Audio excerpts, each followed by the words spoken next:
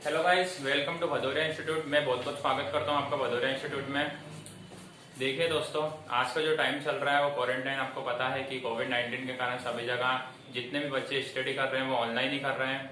और सबसे ज्यादा इम्पोर्टेंट बात यह है कि अभी तक बहुत सारे बच्चे ऐसे भी होंगे जिन्होंने स्टडी नहीं की होगी या जिनकी प्रिपरेशन अभी भी नहीं हुई होगी, तो उन्हीं के लिए हम ऑनलाइन क्लास शुरू कर रहे हैं भदौरिया इंस्टीट्यूट के नाम से। जो है ऑफलाइन बच्चे भी हमारे वहाँ बहुत सारे आते हैं, पर कुछ बच्चे ऐसे हैं जो हर कोई बच्चा हमारे वहाँ पर नहीं आ सकता।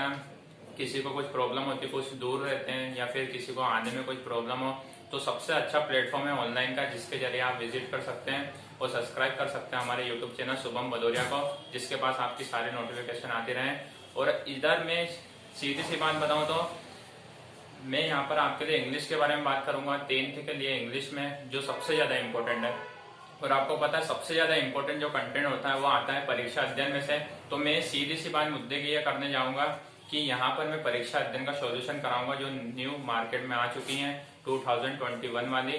तो मेरे साथ आप भी लग जाइए, क्योंकि टाइम है बहुत कम और हमें अगर कुछ करना है या अच्छे से कुछ भी दिखाना है करके, या अपने माँ बाप का नाम रोशन करना है, तो इसीलिए आज से ही पढ़ लीजिए, क्योंकि इतना टाइम हो चुका है, अब ज्यादा टाइम बचा नहीं है। तो ये जो परीक्षा दिन आपको दिख रही है 2021 इंग्लिश के लिए, इसमें सबसे इम्पोर्टेंट चीज हम पढ़ने वाले हैं आज, और इसी का सॉल्यूशन मैं कराने वाला हूँ। Thank you so much. Hello guys, तो मैंने आपसे बात की थी परीक्षा अध्ययन के सॉल्यूशन की। तो मैं सबसे पहले आपको एक बात बता दूं कि सबसे पहले कोई भी बच्चा क्वेश्चन आंसर रटने में नहीं जाएगा, क्योंकि क्वेश्चन आंसर आते हैं 30 से 35 नंबर के, और हमको सबसे ज्यादा टारगेट करना ग्रामर, क्योंकि ग्रामर आती है 60 से 65 नंबर की। तो सबसे पहले मैं आपको सेक्शन सी सोल्व कराऊंगा, जिसमें सबसे ज्यादा इंपॉर्टेंट क्वेश्चन आते हैं, सबसे ज्यादा मैक्सिमम पार्ट पूछा जाता है।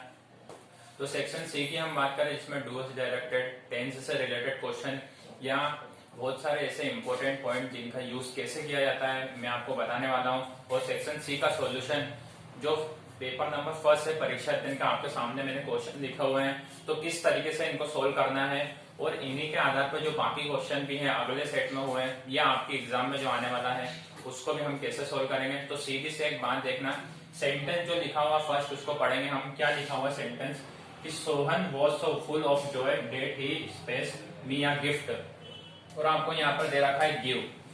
तो देखिए मेरे प्यारे दोस्तों, क्वेश्चन याद नहीं करना है, पता चला हमने आंसर देख लिया और रट लिया इस क्वेश्चन का, पता चला कि ये तो सही हो गया, एग्जाम में कोई दूसरा क्वेश्चन आया उसमें रट के आप चलेगा, क्वेश्चन गलत हो जाएगा। तो हमको रटने पे नहीं जाना, हमको रूल सीखना है कि कैसे इन क्वेश्चन को सोल्व करना है, और बहुत ज्यादा सिंपल तरीके से सोल्व करने बताऊंगा मैं आपको।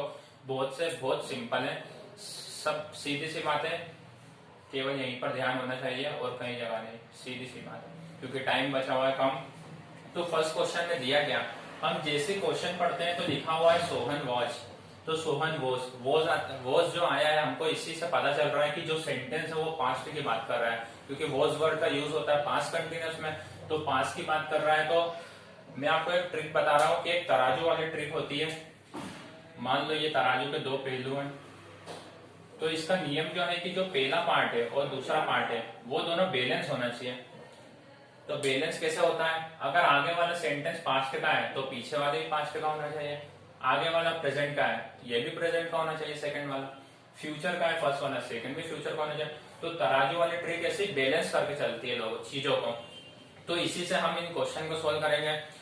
तो हमने सेंटेंस पढ़ा और हमको पता चला कि भाई साहब ये तो पास्ट की बात हो रही है, वॉज आया है, तो पास्ट की बात हो रही है, तो हमको जो आने वाली चीज है उसकी भी पास्ट की बात करना है। तो देखिए मेरे प्यारे दोस्तों, गिव जो है, गिव की सेकंड फॉर्म क्या होती है, पास्ट में सेकंड फॉर्म का यूज होता है, तो गिव की सेकंड फॉर्म होती है गेव। तो यहाँ पर किस चीज का यूज हो जाएगा, गेव का। सिंपल सी चीज, बहुत सिंपल है। कैसे पहचाना हमने, क्योंकि सेंटेंस वॉज शुरू में पता चल गया पास्ट की बात हो रही है, तो से आने वाली चीज भी जो होगी वो पास्ट में होगी, तो गिव का क्या हो गया, गेव हो गया। आइए ऐसे क्वेश्चन एक और देखते हैं आगे, जो सेकंड क्वेश्चन है परीक्षा अध्ययन में भी दिया हुआ है। आपको पर बुक नहीं है, आपके पास कोई दिक्कत नहीं, आपको सारा कंटेंट यहाँ पे मिलेगा, और मैं क्वेश्चन लिख तो रहा हूँ, आप कॉपी में भी नोट कर सकते हैं। तो सीधी सी बात देखेंगे हम, अगला सेंटेंस में पढ़ूंगा second question, when he reached space the bus stand, the bus had already space, और लीव जो दिया हुआ उन्होंने वो खुद ये वर्ड्स देंगे, तो हमको लीव यूज नहीं करना, हमको अब कैसे यूज करना वो देखते हैं। सीधी सी बात है, जैसे हमने सेंटेंस पढ़ा when he reached, W form में सेंटेंस है, क्वेश्चन वाला है, when he reached second form का यूज होता है। अब आपको पता होगा, बच्चों को पता है कि टेंस में सेकंड फॉर्म पास्ट में यूज होती है। रीच्ड आया हुआ है, सेकंड फॉर्म है। The bus head, the bus stand, the bus head. तो हेड जो आया हुआ है, अब हेड भी जो है पास्ट में यूज होता है, आपको पता है पास्ट परफेक्ट में हेड का यूज किया जाता है। रीच सेकंड है, तो हमको सेंटेंस पढ़ते से ही पता चल रहा है कि सेंटेंस पास्ट का है, तो जो आने वाली चीज स्पेस है वहां पर भी पास्ट का यूज होना चाहिए।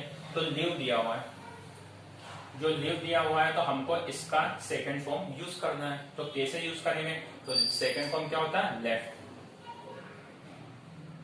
लेफ्ट, और यहाँ पर भी क्या आ जाएगा, लेफ्ट। तो सीधी सी बात है, मुझे पता है कि बहुत सारे बच्चों को इनकी फॉर्म यूज पता नहीं होगी कि सेकंड फॉर्म क्या होती है, फर्स्ट फॉर्म क्या होती है, थर्ड फॉर्म क्या होती है।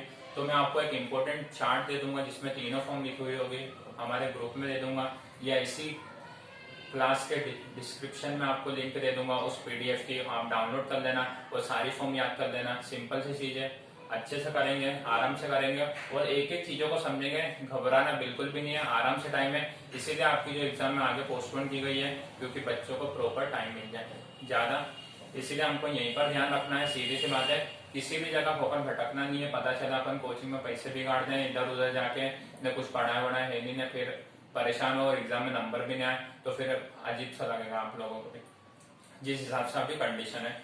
सीधी सी बात है, मैं चलूं थर्ड क्वेश्चन पे। तो थर्ड क्वेश्चन क्या बोलता है, स्पेस दिया हुआ है, इज अ गुड एक्सरसाइज। तो गाइस मैंने आपको बताया था थर्ड क्वेश्चन के बारे में कि किस तरह से जेरेंट का यूज किया जाता है, जिसमें जेरेंट का मतलब क्या है, सीधा सा मतलब है कि आईएनजी फॉर्म का यूज करना और सब्जेक्ट के रूप में यूज करना। मैंने ये क्वेश्चन लिखा था, आप देख पा रहे हैं थर्ड क्वेश्चन, जिसका ऑप्शन था यहाँ पर दिया हुआ था स्विम।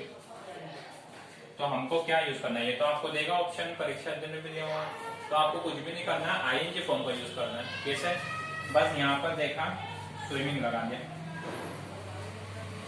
ये काम हो गया। ठीक है, क्लियर बात। जेरेंट का मतलब क्या होता है, आईएनजी फॉर्म, सब्जेक्ट के रूप में यूज करना है, क्योंकि फिजिकल एक्टिविटी की जहाँ भी बात होती है वहां पर जेरेंट का यूज किया जाता है। तो मेरे ख्याल से थर्ड क्वेश्चन आपको समझ में आ गया होगा। अब मैं आपसे बात करता हूँ क्वेश्चन नंबर 4 की। तो क्वेश्चन नंबर 4 की मैं बात करूँ तो क्वेश्चन नंबर 4 को हम पढ़ेंगे आराम से। क्या लिखा हुआ है, क्वेश्चन को आराम से पढ़ना है, घबराना नहीं है बिल्कुल भी, क्योंकि हमको सही करके आना है।